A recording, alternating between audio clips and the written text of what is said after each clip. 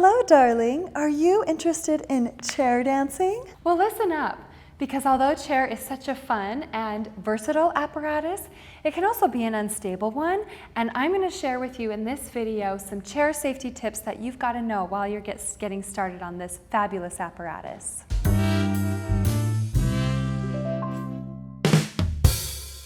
So typically with our chair dancing, you're going to be using just a standard metal folding chair.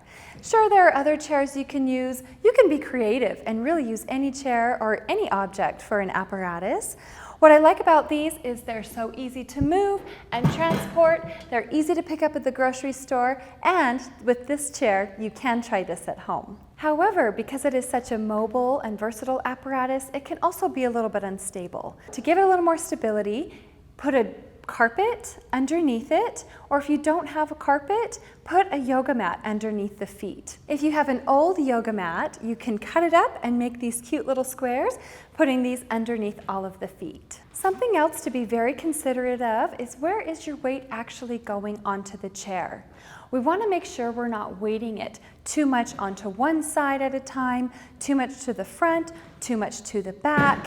When I'm putting weight into the chair, I want to try to put my chair balanced, whether it's exactly in the center point of the chair, or if I have different contact points, I need opposing contact points. If I'm putting a hand here at this back end, I need to put a hand here at this front end, vice versa, front to back, or of course make sure that it's side to side. Same thing goes for when we're seated. I want to try to have my tushy in the middle of the chair with my weight comfortably dispersed. If I'm moving my tushy forward, I'm going to need to put some weight back.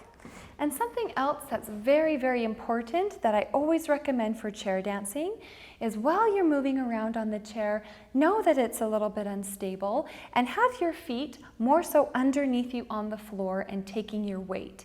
If we're putting all of our weight into the chair in any given moment, we want to absolutely make sure that our weight is distributed evenly and in a balanced way. And if not, I'm going to have my feet underneath me that I can catch myself if that chair is going to slip out from under. Another big no-no with the chair, make sure that your fingers are not going through all these little tight spots in through these joints. If that chair folds or collapses, you're going to have a really injured finger, and we don't want that to happen. If you're going to be using the chair in different ways, there's some cool things we can do, some shoulder stands between the legs, that sort of thing. Anytime we're learning a hold or a balance or a cool trick, always make sure that you have an instructor break it down for you first, but also make sure you have a spot. We don't want to be trying these things on our own.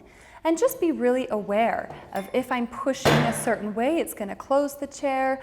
I want to make sure that I'm actively pushing that chair into its open position. So another thing to consider when buying your chair is make sure that it's got a little bit more supportive bars along the bottom here. That's going to keep these legs a lot more stable underneath you.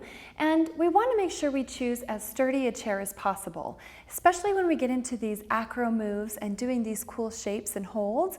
We're using these chairs in ways that maybe they weren't necessarily designed for, so we want to make sure that they've got lots of extra reinforcement all over the place wherever we can find it. Last but not least, we want to make sure we're wearing clothing that's appropriate for the chair. If we're not wearing a lot of layers and we've got a lot of skin exposure, we're going to be more grippy. That can be helpful for certain positions, but if we're looking to slide and transition smoothly into moves, pants or long sleeves can actually work better on the chair. And we want to be careful of things like fishnets and that sort of thing. Those can typically get stuck. We've got these little hooks on the sides of the chair, and those can snag, so be very careful with your clothing choice in regards to the chair dancing. Give it a go. Dust off that chair and let us know how it goes. Thank you so much for tuning in, and we hope to see you next week.